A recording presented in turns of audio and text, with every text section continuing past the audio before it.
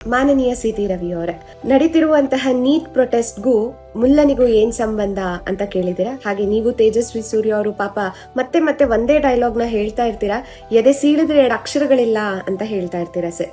ಇದಕ್ಕೆ ಒಂದಿಷ್ಟು ಉತ್ತರಗಳನ್ನ ಕೊಡ್ತೀನಿ ಸರ್. 1927ರಲ್ಲಿ ಕಾಕೋರಿ ಟ್ರೈನ್ ಅನ್ನ ಲೂಟಿ ಮಾಡಿರ್ತಾರೆ ಸರ್. ರಾಮ್ ಪ್ರಸಾದ್ ಬಿಸ್ಮಿಲ್ ಅವ್ರ ಜೊತೆ ಸೇರಿ ಅಶ್ಫಾಕುಲ್ಲಾ ಖಾನ್ ಅವರು ಕೂಡ ಇದರಲ್ಲಿ ಭಾಗಿಯಾಗಿರ್ತಾರೆ.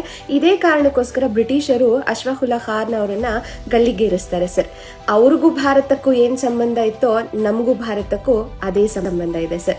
ಸ್ವತಂತ್ರ ಭಾರತದ ಮೊದಲನೇ ಶಿಕ್ಷಣ ಅಧಿಕಾರಿಯಾಗಿ ಮೌಲಾನಾ ಅಬುಲ್ ಕಲಾಂ ಆಜಾದ್ ಅವರು ಆಯ್ಕೆ ಆಗ್ತಾರೆ ಸರ್. ಅವ್ರಿಗೂ ಭಾರತದ ಶಿಕ್ಷಣಕ್ಕೂ ಏನ್ ಸಂಬಂಧ ಇತ್ತೋ ಅದೇ ಸಂಬಂಧ ನಮಗೂ ಕೂಡ ಇದೆ ಸರ್. ಒಂದಿಷ್ಟು ಹೆಸರುಗಳನ್ನು ಹೇಳ್ತೀನಿ ಸರ್. ಅನ್ಸರ್ ಶೇಖ್, ಅತರ್ ಅಮೀರ್ ಖಾನ್, ಶಾ ಫೈಜಲ್, ಜುನೇದ್ ಅಹ್ಮದ್, ಜಫರ್ ಸಫಿಯುಲ್ಲಾ, ಮೊಯಿನ್ ಅಹ್ಮದ್, ಶಾಹಿದ್ ಇಕ್ಬಾಲ್ ಚೌಧರಿ, ಅಫ್ಜಲ್ ಅಮಾನುಲ್ಲಾ, ವಸೀಂ ಅಹ್ಮದ್ ಭಟ್.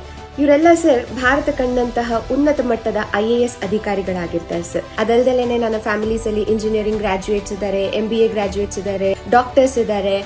ಹಾಗೇನೆ ನಮ್ಮಮ್ಮ 30 ವರ್ಷಗಳ ಕಾಲ ಕರ್ನಾಟಕ ಸರ್ಕಾರಕ್ಕೋಸ್ಕರ ಕೆಲಸ ಮಾಡಿದ್ದಾರೆ. ಕೆಮಿಸ್ಟ್ರಿ ಬಯಾಲಜಿ ಟೀಚರ್ ಆಗಿದ್ರು sir. I hope this is fine.